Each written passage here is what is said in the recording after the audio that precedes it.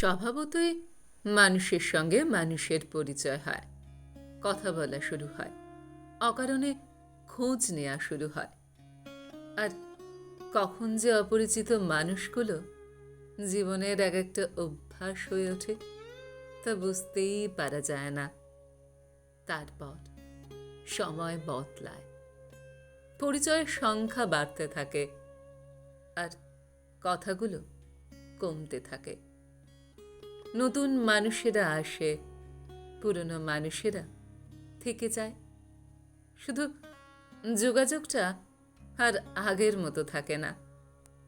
যারা একদিন খুব প্রিয় ছিল, যাদের সঙ্গে প্রতিদিনের গল্প জমে উঠত, তারাও ধীরে ধীরে পিছিয়ে যায়। কেউ ব্যস্ত হয়ে পড়ে, কেউ দূরে সরে যায়, কেউ বা কোনো কারণ ছাড়াই হারিয়ে যায়। এক সময় মনে পড়ে না কার সঙ্গে শেষ কথা কী ছিল, কোন মানুষটার জন্য অপেক্ষা করতাম, সেটাও গুলিয়ে যায়।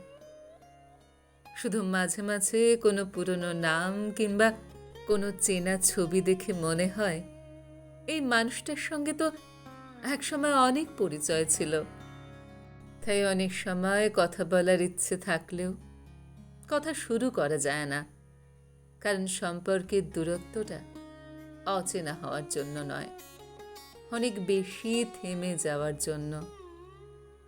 জীবন বোধহয় এমনই, মানুষ আসে, মানুষ যায়, পরিচয় থেকে যায়, স্মৃতি থেকে যায়, শুধু কথোপকথনগুলো একদিন নিঃশব্দ হয়ে যায়। আর আমরা সবাই কারোর না কারোর জীবনে ধীরে ধীরে একটা শেষ কথার মানুষ হয়ে যাই।